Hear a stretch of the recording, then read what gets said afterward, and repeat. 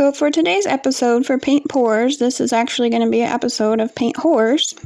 So I wanted to share with you this little nightmare in case you're a paint pourer. I ended up with contaminated Floetrol. It smelled okay at first, but then it started to get more and more stinky. So how bad can it really be? It's probably just a couple of cups of paint. Well, I think I've shared with you that my wrist hurts, so I make a bunch of cups at once and I just use them because it's either that or not painting. But I have this whole entire shelf that's nicely organized now, but is now probably half full of cups that are contaminated and disgusting. So for me, this was the particular lot number of the one that went bad.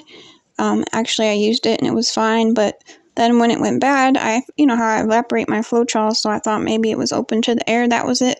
So I went and opened another one that I hadn't touched before, and that one smelled like rotten eggs as well. And so because I particularly liked this lot number because it was nice and thick, I went out of my way to get this specific lot number. So I had 4 of these gallons, and I now have only one left that's not used.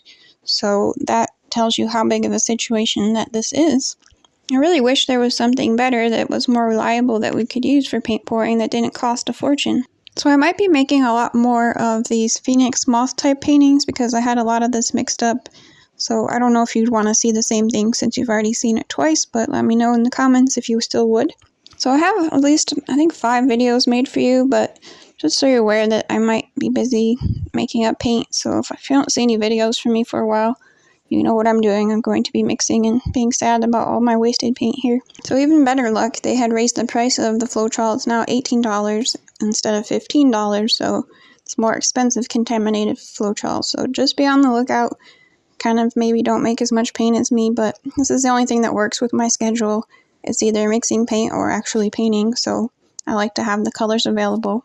The company said they're not aware of any major problems occurring, so maybe my store is just having to treat it incorrectly.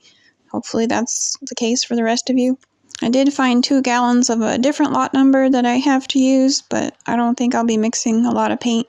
I also don't have enough gloss gel because my giant bucket of gloss gel I bought from Golden somehow dried out after being barely used, so I don't have that available either.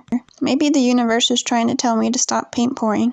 I'm just really glad that I don't use expensive paints like Golden because this would be even more sad. But I wish you better luck in your Floetrol.